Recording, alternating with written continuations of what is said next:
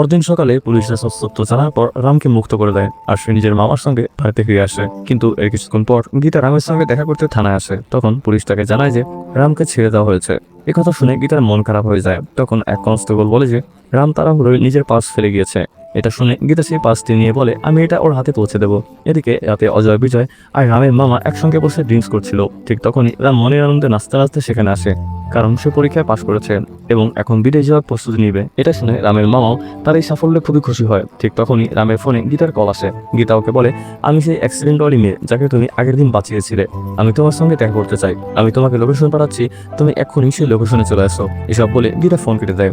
এরপর দিন রাম রেস্টুরেন্টে গিয়ে গীতার সঙ্গে দেখা করে এবং দুজনের সাথে কথা বলতে লাগে। কিন্তু হঠাৎ গীতা পাশের টেবিলে বসা এক পরিবারের সঙ্গে ঝগড়া শুরু করে দেয়। ওই পরিবারের বাবা মা নিজেদের সঙ্গে তার মেয়েকে নিয়ে ড্রিঙ্কস পান করছিল। তাই গীতা ওদের বলে যে তোমরা কেমন বাবা মা, বাচ্চা মেয়েদেরকে নিয়ে একসাথে ড্রিঙ্কস করছো। এসব দেখে রাম ঘাবড়ে যায় এবং মনে মনে ভাবতে লাগে আজ না আবার এই মেয়ের চক্করে পড়ে তাকে পুলিশ স্টেশনে যেতে হয়। এসব ভেবে রাম সেখান থেকে পালিয়ে যায়। পরবর্তী পার্ট দেখতে ভিডিওটি একটি লাইক দিয়ে চ্যানেলটি সাবস্ক্রাইব করে আমাদের সাথেই থাকুন।